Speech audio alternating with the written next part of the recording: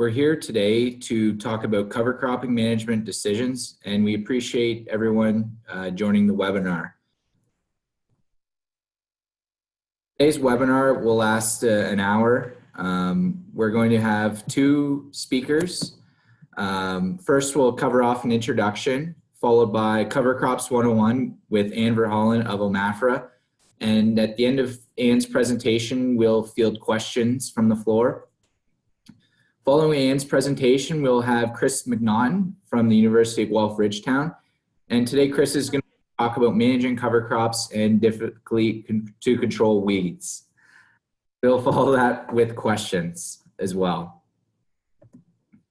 So just a few housekeeping items before we get going. Please eliminate, or please place your microphones on mute to eliminate the background noise. These webinars are recorded and they are posted on our Grain Farmers of Ontario YouTube page. So if you want to view them at a later time or have colleagues that be interested, feel free to do so. With regards to the Q&A, questions can be asked via the chat box throughout the webinar. And if you could please direct these to Megan McKimmey for speaker questions. And please feel free throughout the entire webinar to direct these questions to Megan. So just a quick overview for those that may be on this webinar for the first time. The GrainTALK series is something that Grain Farmers of Ontario has started over the last few months. This will be our third webinar that we'll be hosting. The idea behind these webinars is really to provide a forum to communicate topics of interest to the industry and really allow an avenue for farmer members and CCAs to provide feedback and a forum to really discuss pertinent topics that relate to agriculture. So first, I'd like to introduce Anne Verhollen. Anne's going to be speaking on Cover Crops 101, what you need to know about cover cropping.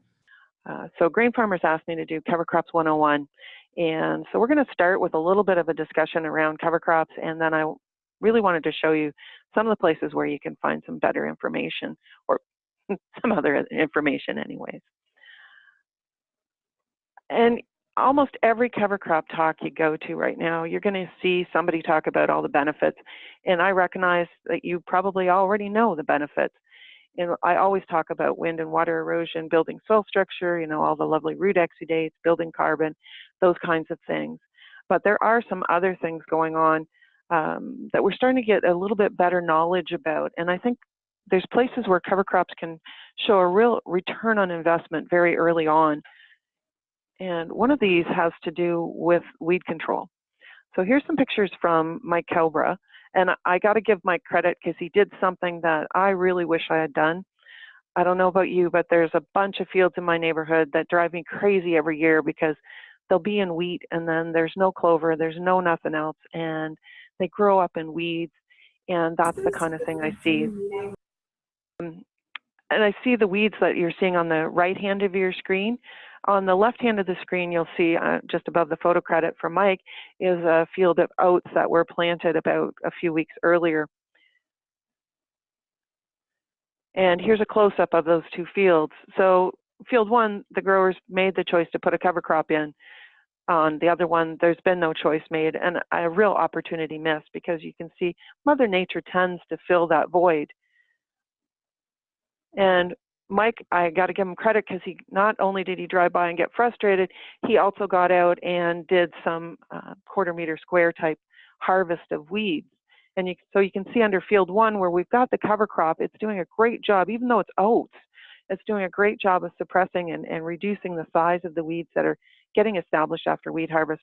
Whereas on the fallow side, we've got some large, well-established weeds that you know are going to be adding to the seed bank. And it's not just those kinds of things, but we're also seeing that cover crops are a really good piece for our toolbox to help suppress resistant weeds.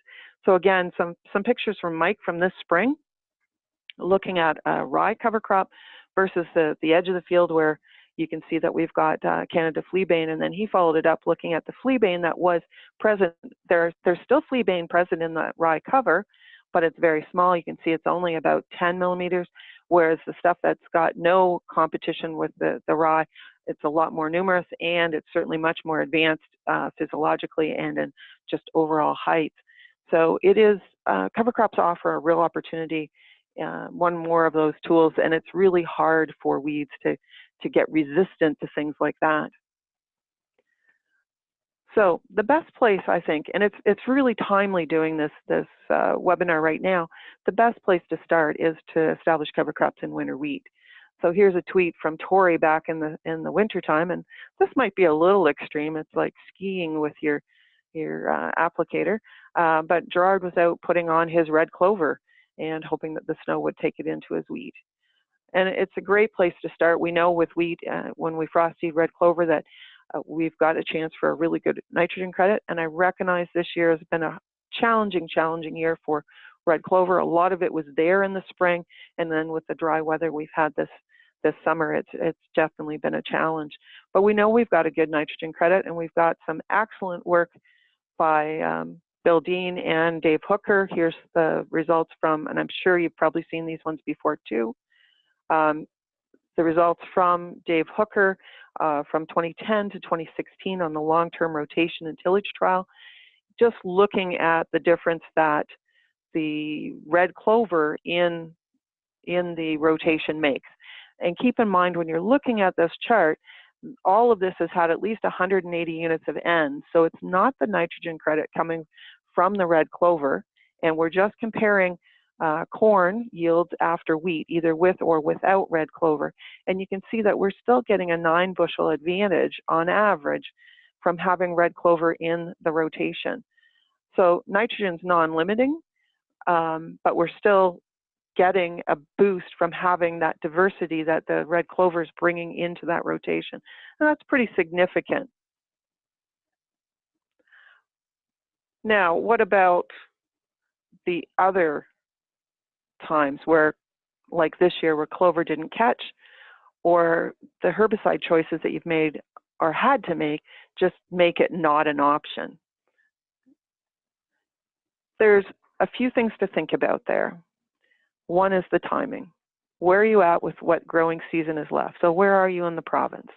If you're down here by Ridgetown, your options are pretty open. If you're further north or more to the east, you might be a little bit more limited in what you think about growing.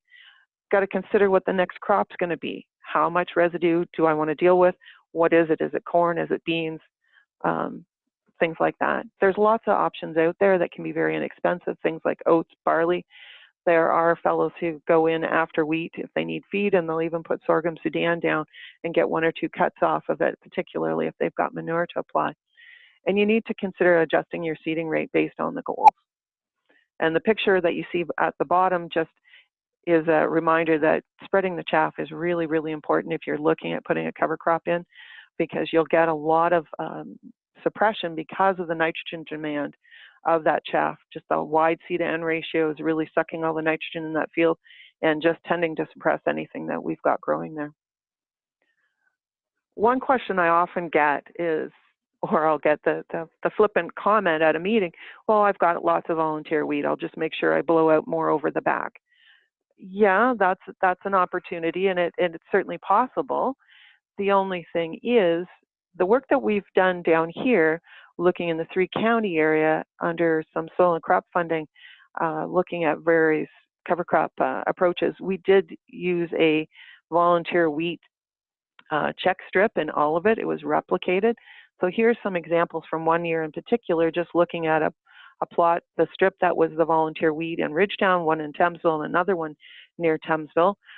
Very different soil types, ranging from sandy soil to a heavier clay, and different combine setups, and obviously considerably different weed pressure and different amounts of grain that were going over the back. And we get a very inconsistent volunteer wheat stand. So yeah, you can make a cover crop from it, but it's not a good cover crop. And as you can see in that one Thamesville, October 11th, while we've got a fair bit of growth, a lot of that was weeds. That really wasn't volunteer wheat. That was weeds, and again, we're contributing to the weed seed bank. The other thing with cover crops that you have to keep in mind is the rules of agronomy do not change just because you're doing cover crops. And I know that's hard to hear from me because I love cover crops so passionately, but it doesn't change. So you still have to consider that soil to seed contact, So when you go to plant a cover crop, yes, broadcasting it is a whole lot faster and cheaper. And there's lots of people who really don't want to put the wear and tear on a drill at this time of year, especially in some very dry soils. But if you want to get a solid, consistent stand of cover crops, you have to set it up to be a solid, consistent stand. Then there's the competition from volunteer wheat. If you've harvested a few weeks ago and you're thinking about getting a cover crop in now, that volunteer wheat, while it's an inconsistent stand, has got a chance to germinate and emerge, and it is ahead of anything you're going to plant. So if you want to get a solid, consistent stand of your cover crop, you're probably going to have to do something to control that volunteer wheat. The other thing to consider is your seeding rates and the depth. Seeding rates get determined based on what you're planting, and of course, just like anything else, you need to look at the number of seeds per pound, and also a little bit on your goal. So if you're going for forage, which we'll get to in a second, you're going to have a higher seeding rate than if you're just going for a basic cover for weed suppression and soil building. The last thing to consider is depth, and especially if you're using a drill, because odds are the last time you used that drill was to plant soybeans, probably late May, early June, and often the depth we've got soybeans at that time in the season is a little deeper than we want to be planting some of these cover crops. In particular, consider what your mix is, and you're going to be setting the drill based on whatever the largest seed is. And so if it's peas in the mix, you're going to have to set it based on peas, but you still may have some smaller things in there like clovers and things like that. If they're planted at 2 inches plus, they have a really tough time coming up from there, and you just won't see them expressing themselves as well in that mix. So of course, one option with cover crop after wheat right now is you can produce some amazing forage, and for anybody who is a little bit dry for their hay cut, this gives you some opportunities. Oats make great baleage, but again, some work that was done with the Thames Valley Soil and Crop, Peter Johnson led some of this, looking at oats and peas and barley. You need to up your seeding rate much higher than we would do for a basic cover if you're actually going to take forage from it. The other thing is be patient. So in August, this is the kind of thing you'll probably see coming up with the wheat. It might be better now that we've had a fair bit of rain. They'll be pretty small. It won't look like there's much of anything, but give it time, and by October, November, we should have a really good stand of cover across there, and it will do a good job of helping to break down some of that wheat straw and make it a little bit more fragile, and certainly accommodate a lot of the fungi getting themselves embedded into the residue and starting to break things down. So a few things to consider. If you're looking at doing some mixes after wheat, these can help to build diversity. You need to consider how much soil nitrogen you're likely to have. So after wheat harvest, if you've had a good wheat yield, odds are there's not a whole lot of nitrogen left in that soil. So you might want to add in a few more nitrogen fixing cover crops, like some of the legumes and things like that, because that will help to support the rest of it. You really want to back off on the rates of some of the very dominating species, anything that's in the brassica family. So radish, kale, turnip, they all have a growth habit that's more of a big rosette. So basically they really look like an umbrella, do a great job of suppressing weeds, but they also tend to really push back on every other cover crop species you've got in that mix. And there are some species you really want to avoid, things that are going to set seed. So buckwheat right now is my big bugaboo. There's a few mixes out there that include buckwheat, and buckwheat is a lovely cover crop and it has a place, don't get me wrong, but in a mix where you're going to plant it after wheat and you're not going to be controlling that until late fall or Canadian Thanksgiving or something like that, by then buckwheat is flowered, set seed, and you've got seed there as a potential weed species for the coming year. And it's the gift that just keeps on giving. So avoid things like buckwheat. And just to go back for a second, the radish that I was talking about, when we're talking mixes, usually what we're doing is backing off with radish because it's a little bit larger seeded brassica to no more than 2 pounds per acre, and that will still give you lots of radish. Some of the smaller seeded things like mustards and kale and turnip, you're probably back to half a pound, quarter of a pound, depending. Now, looking again at seeding, the comment I get repeatedly from a lot of these guys who are into cover crops, less is more. It really depends on your goal. Like I said, if you're doing forages, you want that higher seeding rate. But if you're just looking for a nice light cover, less really is more. So we're not talking, 50, 60 pounds of seed. We're talking more in the 30s and 40s, depending on what the mix is. And as we get later in the season, if you're looking for erosion protection, you'd really need to increase your seeding rate just to make sure that you have enough root mass there to hold the soil and enough top growth. If we're not going to get a lot of growth later into September, then you need to increase the number of plants so that you still have good cover.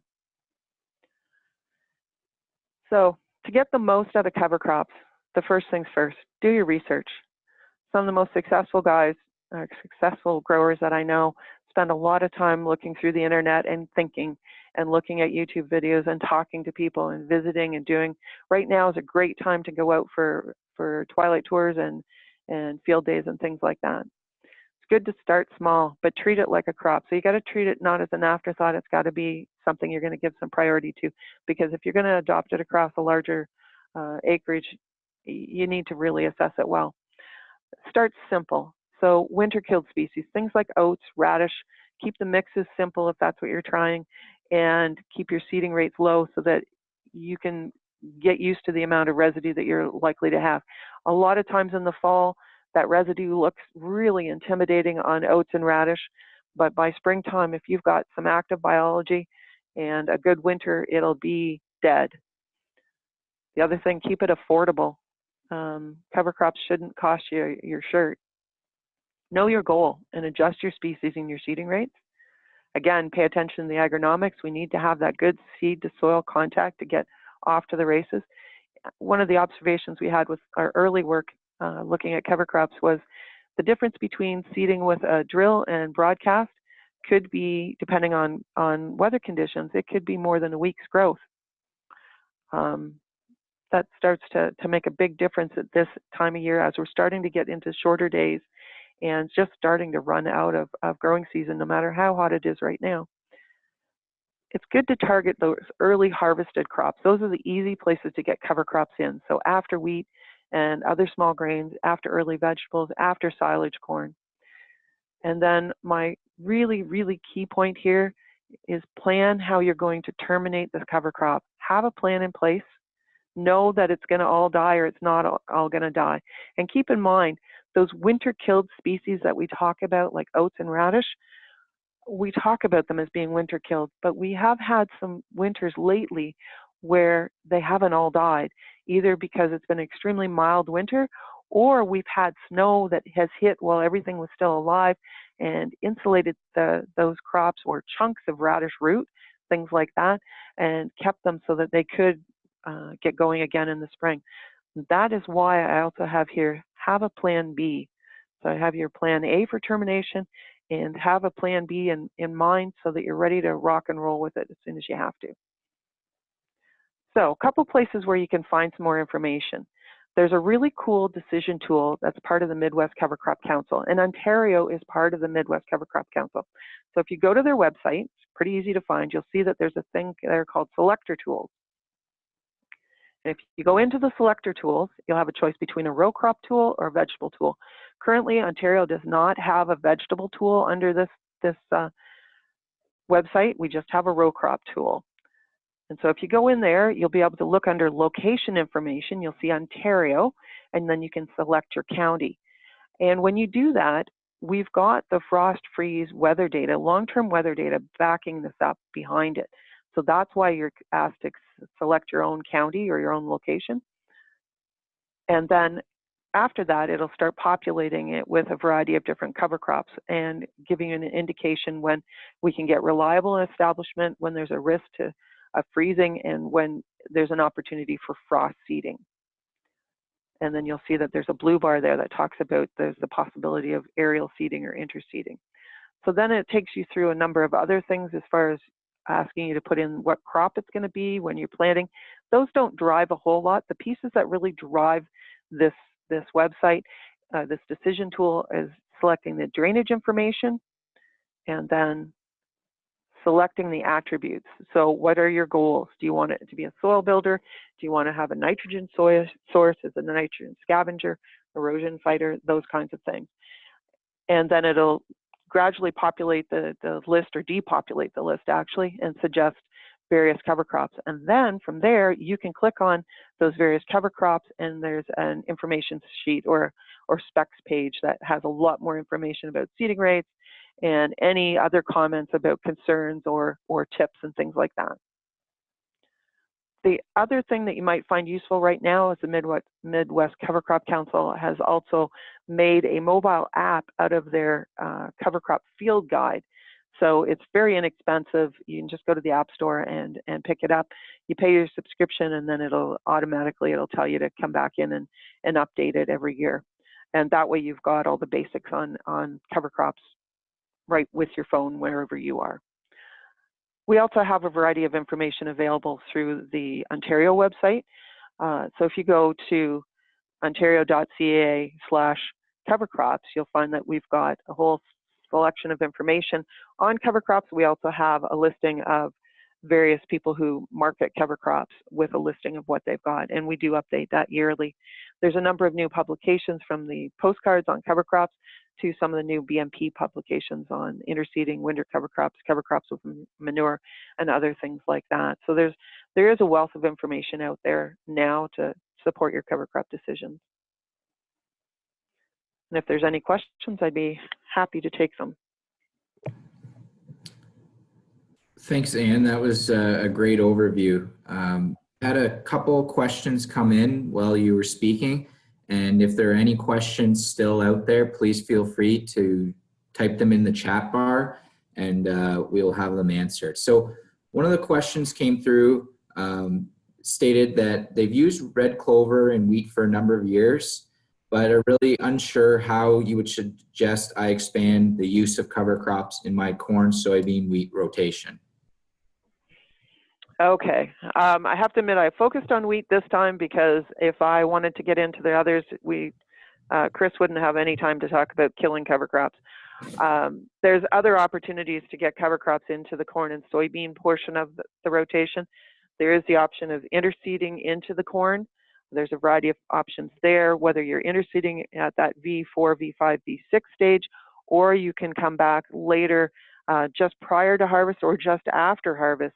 At that point, we're looking at rye at late season when we're getting close to corn harvest. We have a few more options in that V4, V5, V6 type of staging, and that's usually where I'd suggest, depending on your herbicide program, you could look at putting clovers down, or you could look at something like annual ryegrass, which I know Chris is going to talk about killing it and why not to use annual ryegrass. This is one of the few places where I think annual ryegrass actually does have a fit, as long as you're very in tune with what it's going to take to kill it. Now, trying to get cover crops into the soybean portion of the rotation, yeah, that's a little bit more of a challenge, but you do have a bit bigger window when you get into the fall. If you're not following that soybeans with wheat, then there's the option of going, again, even just wheat or cereal rye after soybean harvest. And cereal rye certainly will give us enough cover over winter, and it will tolerate those cooling temperatures and reducing day lengths much better than most other covers being planted in late September through October. Okay, great. That's great. Thanks. Another question that came in was around organic matter and building organic matter, and asking whether or not multi-species cover crop mixes are preferred for that organic matter building. Oh, that's an excellent question. And I wish I had a really excellent answer. Having any root system there is what's going to build the organic matter. We're going to have a better handle on what size of multi-mix we really need. There's some new research that's just been initiated. Grain Farmers has contributed to some of it. And it's some plots that Bill Dean and Dave Hooker have growing at Elora and Ridgetown here, looking at corn soybean and corn soybean wheat rotations and then bringing in a variety of different cover crops and organic matter and what's going on with the soil microbiome is all part of that project. Right now, I'm not sure that it matters whether we're doing big mixes or not. It just matters to get a cover crop in there and getting the root system in there as much as possible. We'll be able to fine tune that with time. That's great. Thanks, Ann. I don't see any other questions that have come through. So with that, I want to thank you for taking time to speak with us today on cover cropping, and definitely giving a 101 to the audience and providing some resources where they can see, you know, what cover crop would be suited for a particular county and soil type and drainage type. So thanks again, Ann. Thank you. Thanks for the opportunity. Now we're going to have Chris McNaughton speak. Chris, if you can hear me, could you please unmute yourself and begin to share your screen? Okay, so we have gone through with Ann. She's, like everyone said, she's done a great 101. Instead of trying to grow your cover crops, now what I'm going to talk a bit about is truthfully trying to get rid of them now that they've done the job that you've put them in there to do. Sometimes when we're picking our cover crops, we're looking, or one of the jobs that we want our cover crop to do is to help over winter and make sure we've got some ground cover on the soil over the winter so we're not losing any of our soil. That's great, but come spring, that cover crop, it's already done its job, and now essentially it's becoming essentially a weed. We want it out of there so that it's not interfering with our crop. And the reality is, like any other weed, the earlier we can terminate, the better our chances are that we're going to be successful at getting rid of that weed or that cover crop whose job is done. So some of the cover crops that we can pick from that over winter would be annual ryegrass, cereal rye, the clovers, winter wheat. Like Ann alluded to, I'm going to talk a bit about trying to terminate annual ryegrass, and you'll notice that I use the term trying sometimes. We pick it potentially as an overwinter because we can get it established in the fall if we've got good weather conditions. It's nice fibrous roots, and it can act as a nitrogen scavenger, but it really is difficult to kill. Part of the issue with killing annual ryegrass is the appropriate timing. When do we need to go in and spray it? And like I said earlier, it's now a weed. The earlier we spray it, the better.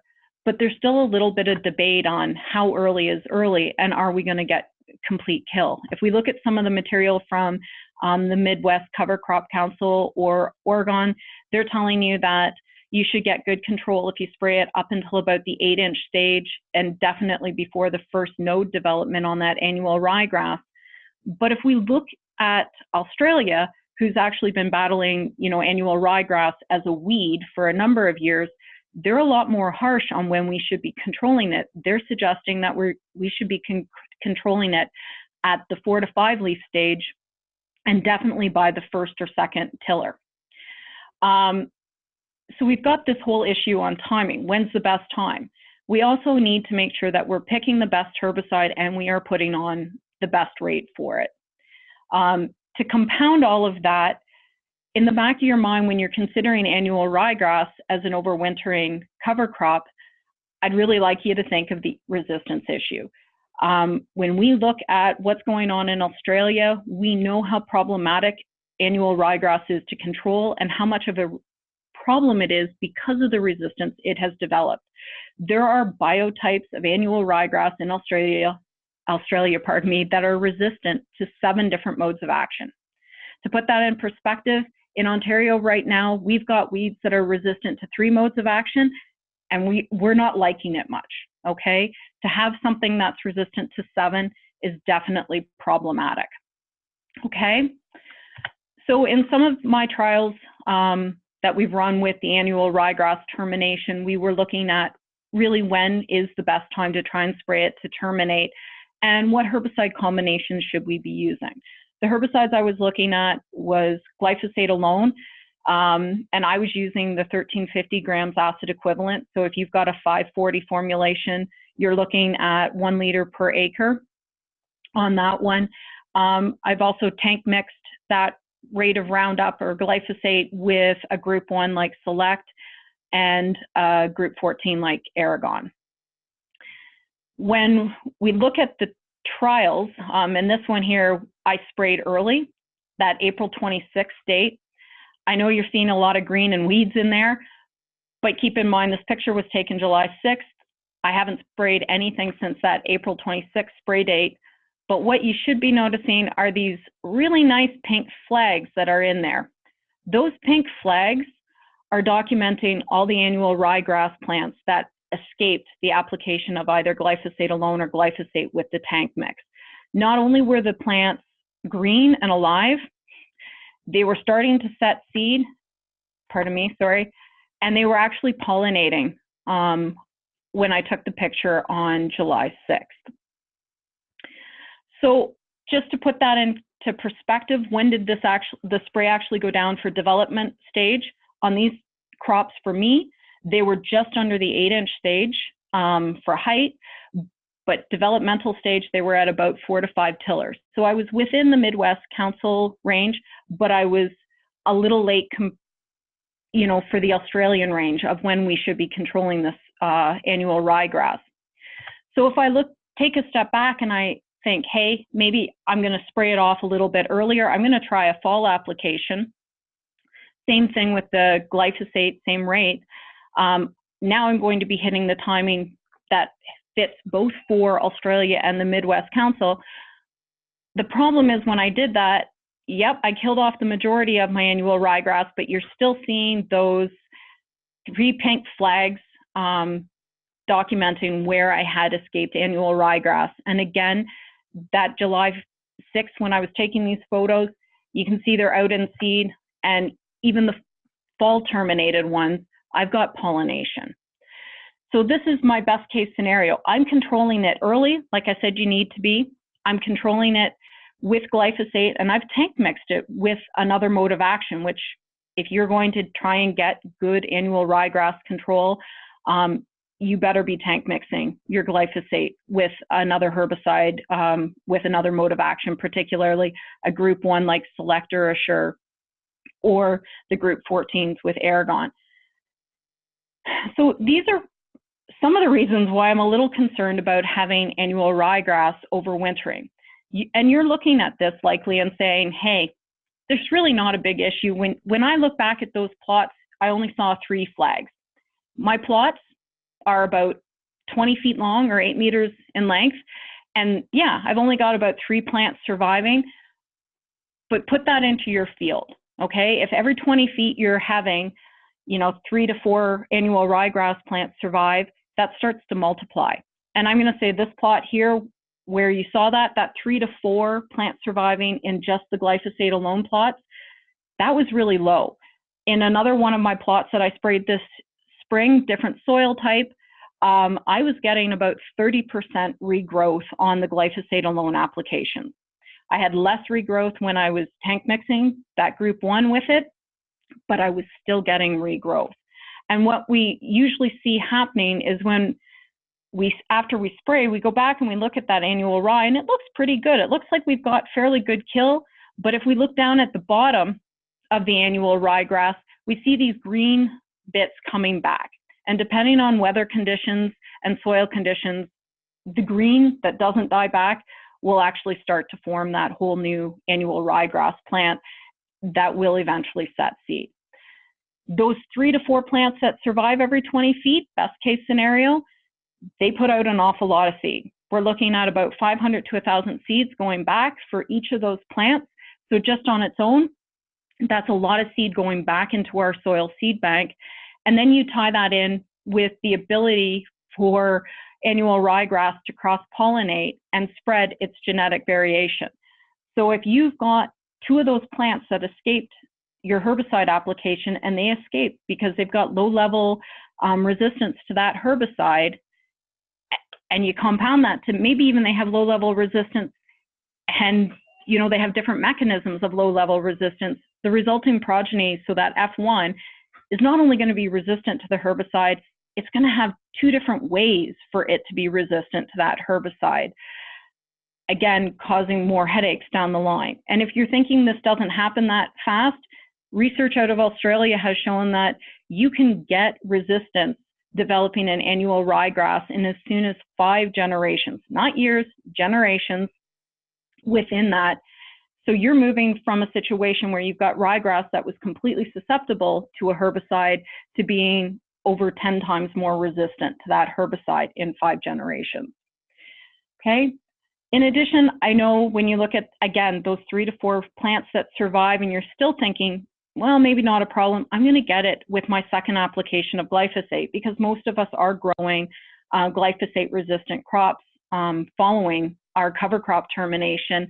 You're right, that second application of glyphosate may kill it, but it also may not.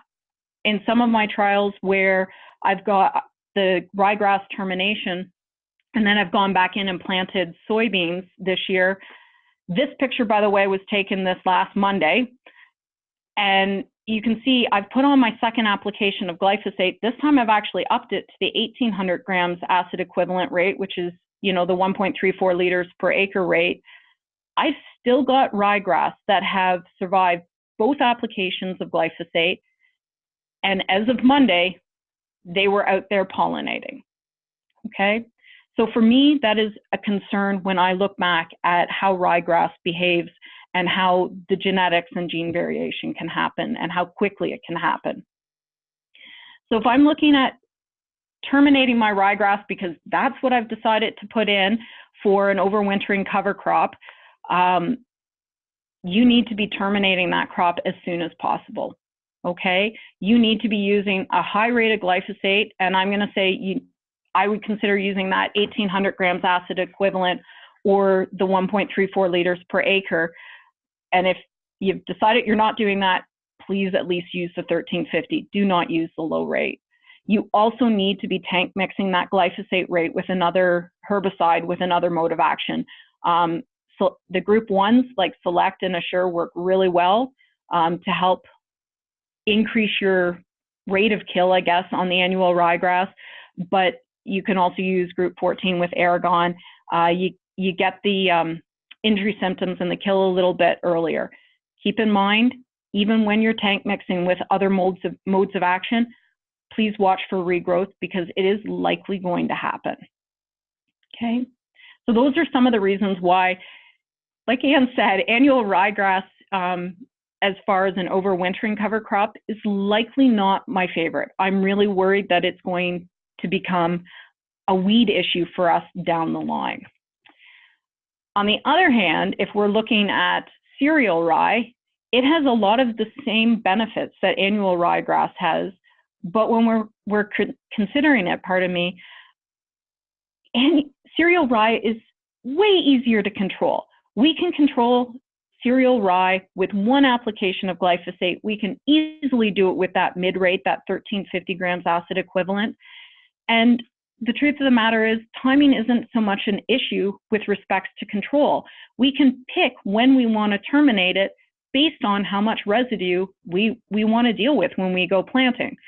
In these plot pictures below, you can see there's the amount of residue that's left after terminating cereal rye this year on May 14th versus terminating it 2 weeks later on May 29th.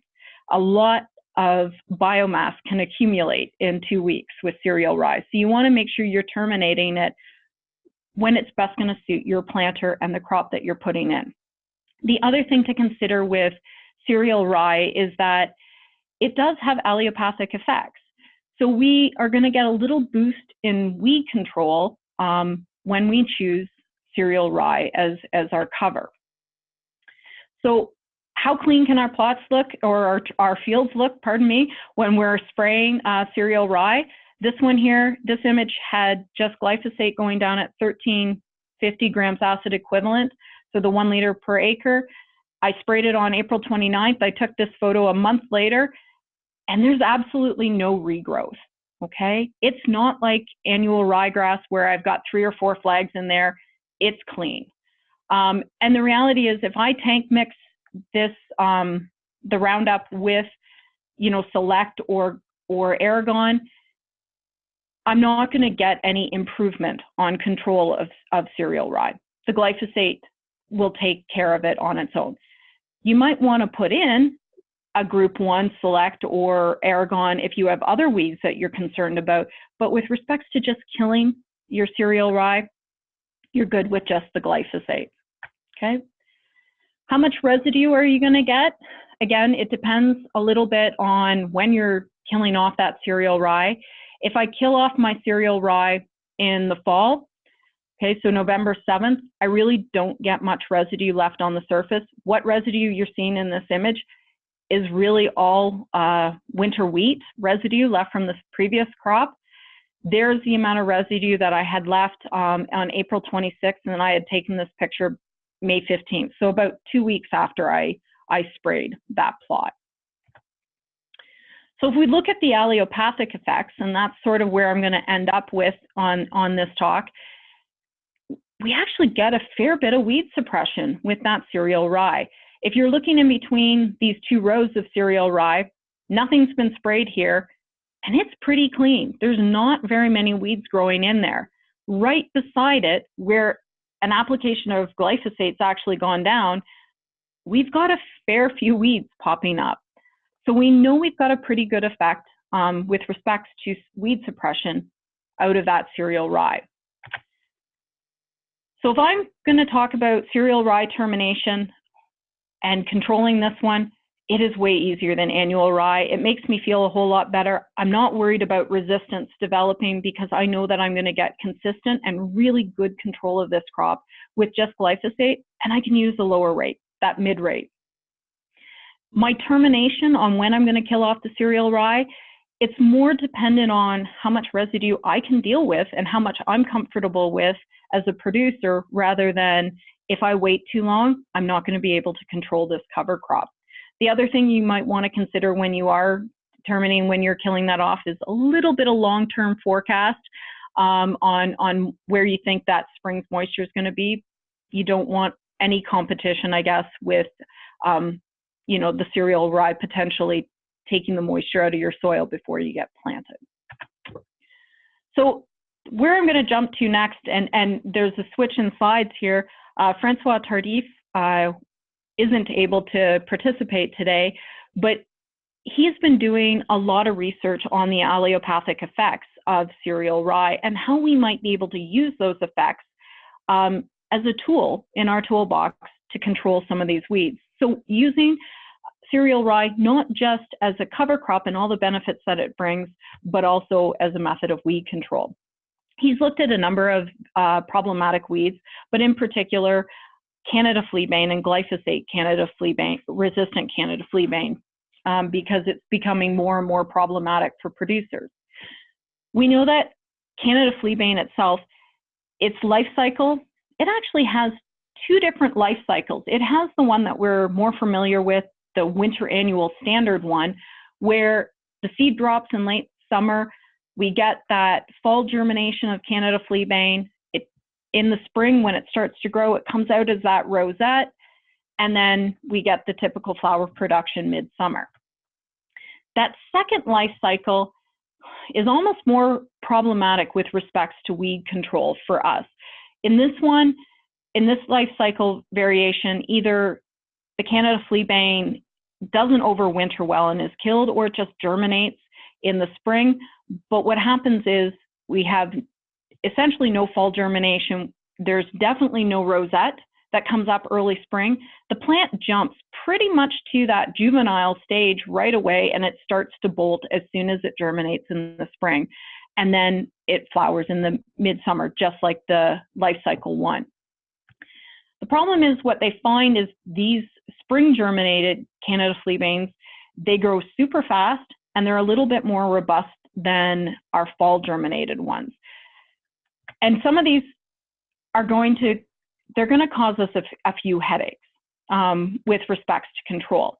We know that Canada fleabane is particularly adapted to no-till, and that's part of the reason why we're seeing more and more Canada fleabane is because we are moving to a no-till or a reduced till cropping situations. We know the benefits that it gives to our soil. But along with that no-till situation, we are seeing these Canada fleabanes popping up. We have been recommending to farmers that if the problem gets too aggressive, especially when we have glyphosate-resistant Canada fleabane, that tillage is always an option, and tillage is an option. Tillage works better for controlling Canada fleabane when we're using complete inversion. If we're using something like what happened in this field where there was vertical tillage only going on, and the population of Canada fleabane was very, very dense, what happens is sometimes when we use the vertical tillage, we go in and instead of completely taking the Canada fleabane out by its roots and killing it, we basically lift the whole clump up, we move it a little bit and drop it, and it re-roots. Those Canada fleabane that we've tried to kill with tillage and weren't successful, they sometimes do not respond as well to herbicide applications the following spring. They're a little bit more problematic to control. So what Francois is doing at Guelph, along with his grad students, is he's looking at using cereal rye to see if the allelopathic effects might help us control these problematic weeds. In this image here, and some of these look familiar because when Anne was talking, I was like, I see those pictures have been shared between Francois, Mike Cobra, and Anne. So I apologize for the repeats. But you've got a strip of cereal rye that's been planted into a no-till situation, and right beside it, a strip of no-till that's been left barren. You can see the population and the density of the Canada fleabane, but you don't see those Canada fleabanes in that rye. It's doing a fantastic job of suppression, and when you look along the edge, it's even starting to suppress some of those Canada fleabane outside of the canopy. If you talk to Mike Cobra, he calls that the halo effect from cereal rye. It does seem to extend a little bit past from where it's actually growing. When we look at the Canada fleabane that's actually growing within the rye, because there are some, it's not 100%, they are much less vigorous than the ones that are growing outside of the cereal rye. And like Anne said earlier, the difference is about a reduction of 4 times the growth. We've got about a 10 centimeter fleabane growing within the canopy and about a 40 centimeter one growing outside the canopy. I know it's easy to say that that reduction in height is likely due to light interception, but when Francois tests that, really the cereal rye is only intercepting about 5% of the light. So there's no way that growth reduction and suppression is coming just from light interception. There has to be something else like the allelopathic effect happening. This image here, Francois put in to show, again, just highlight how much Canada fleabane enjoys no-till situations. You've got the fleabane growing where there's a no-till strip, and right beside it, the field had been cultivated. And you see pretty much no Canada fleabane growing. It is almost entirely lamb's quarters or annuals. So one of the other aspects Francois is looking at is cereal rye going to do as good a job in a cultivated situation controlling other weeds? And the answer is yes. Here, when the plots have been cultivated, you still have very few weeds growing up in that cereal rye, and you can see right beside it where it's been tilled, and you've got the lamb's quarter coming, the density that is actually possible in that field situation.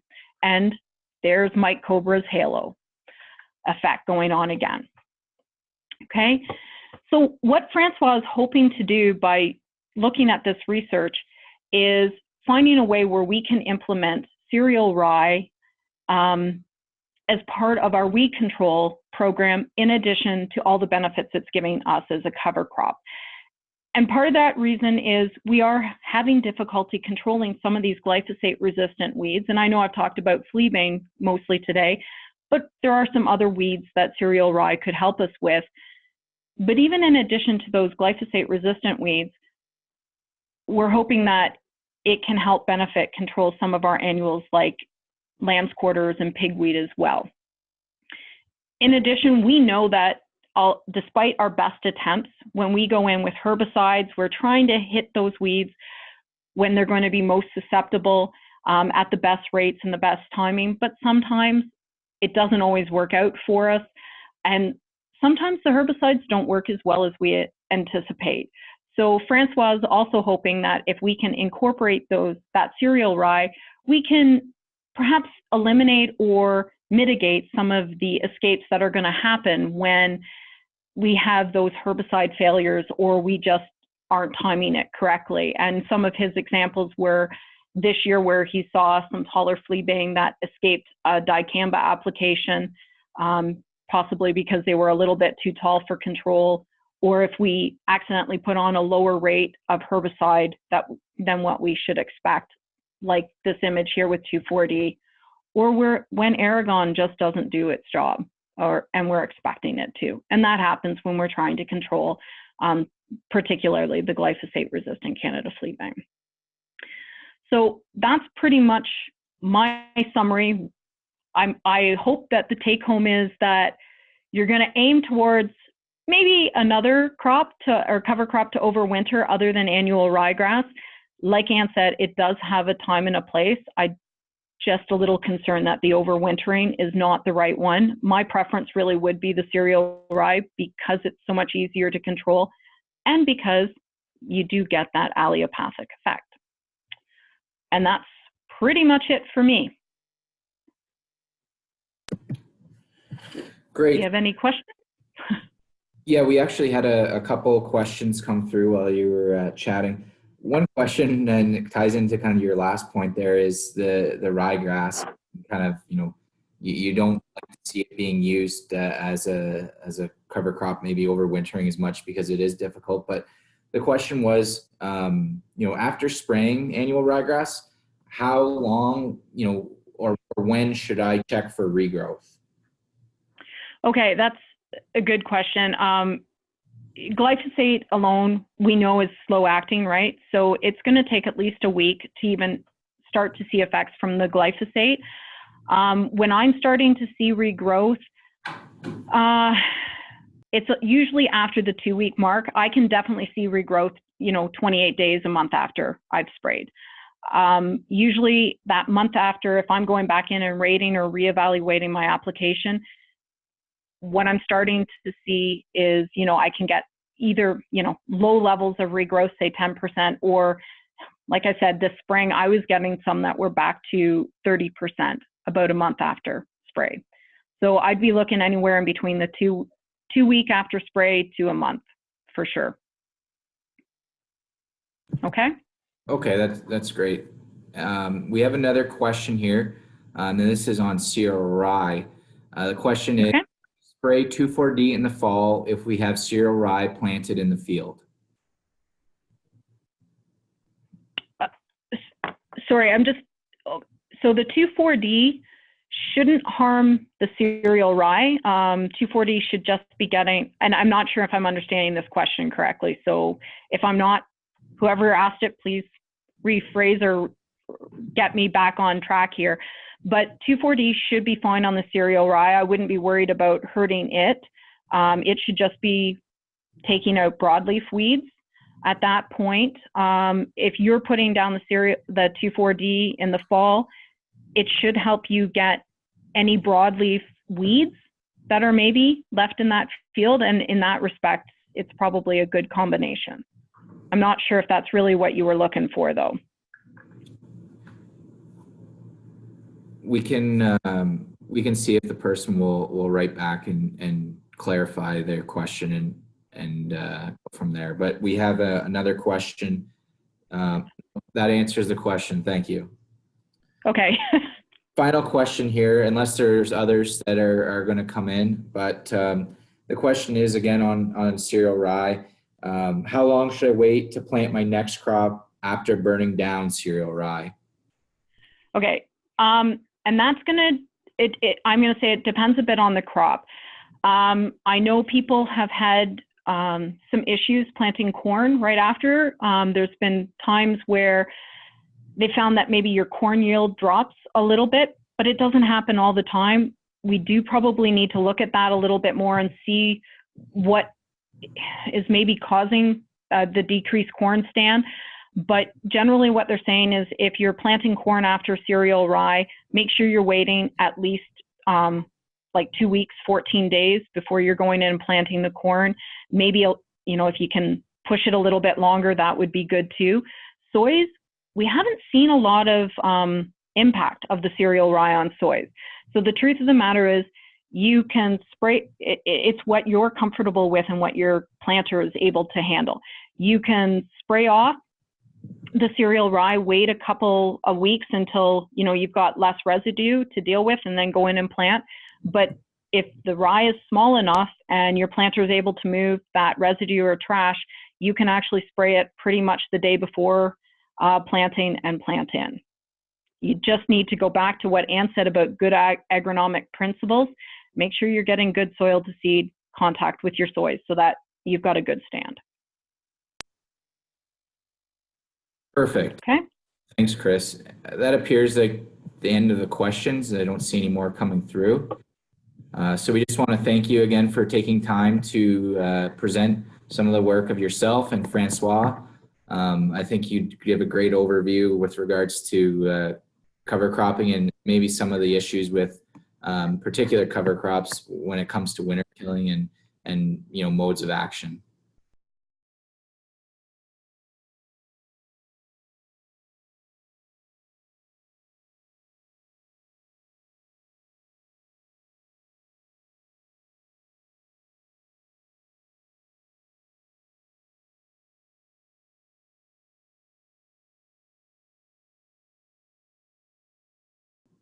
So now we're just going to wrap up the presentation and webinar here. But first, we're going to go over a brief survey that Grain Farmers of Ontario commissioned on cover crops a few years ago. And let me just move the slides ahead.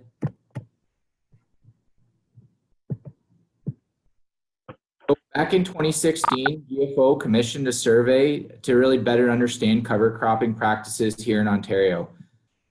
So we surveyed close to 230 corn farmers and 164 wheat farmers. And this was really to get a better sense of some of the current cover cropping practices that have been used in Ontario based on a 2015 crop year. So yes, this data is a little old, but I think it's still valid in understanding cover crop use within the province. So firstly, we're going to look at the corn survey. So in total, as I mentioned, 231 corn growers were surveyed, and the results showed that roughly 10.8% of these growers planted a cover crop on their 2015 corn crop. Now, we didn't get into the specifics of when. We just basically said, did you plant a cover crop in the crop or after harvest on those fields? So 10.8% said they did, which you know, is quite interesting. And from that information, we examined that 10.8% of growers that said that they planted a cover crop. And according to our survey, that 43.5% responded that they planted that crop on 43.5% of their corn acres. So obviously we can see that cover cropping in corn is quite low. And I think we can agree that it does present a more complex approach to seeding, especially within crop. But it was interesting to find that, you know, 10.8% of growers who did plant a cover crop in their corn crop in 2015 did it on 43.5% of their total corn acres. Now just a quick look at winter wheat. As Ann mentioned and Chris as well, that red clover obviously is a big component of that. And this survey really allowed us to, you know, get a better sense of the amount of growers that are planting cover crops into winter wheat. So again, we were able to determine that 58.5% of growers planted a cover crop in winter wheat. But which was the most interesting I found was that the survey showed that 58.5% of the growers who did plant a cover crop in their winter wheat crop planted it on 92.2% of their wheat acres. So I think that really ties back into what Ann mentioned with regards to the work that Dave Hooker has done with the long-term trials and you know, the value that red clover presents to that subsequent corn crop and soybean crop. with regards to nitrogen. So I think this survey is a neat piece to really tie that all in together. Again, just on that red clover piece, we wanted to better understand actually how many growers were planting red clover. So it was determined that of a cover crop in a wheat field, 62% of that was planted into red clover. Now, just to reiterate what Ann had mentioned earlier, the Midwest Cover Crop Council has provided a number of resources, whether it be on their online cover cropping tool or their app tool. It gives a good sense of allowing growers to identify species of cover crops and the particular timing for their soil type and region they live. So feel free to check out that resource if you're interested. I know that's something that the Ontario Cover Crop Strategy is very much promoting, and it's something that GFO is trying to promote to our members to better share some of the resources that are out there when growers are looking to plant cover crops. Just to follow up, there will be a survey to gain feedback from participants. This will be sent out tomorrow. Again, this survey will need to be completed to claim your CEU credits. And again, this survey allows the opportunity to suggest new topics or areas of interest that you, the participant, would like to see.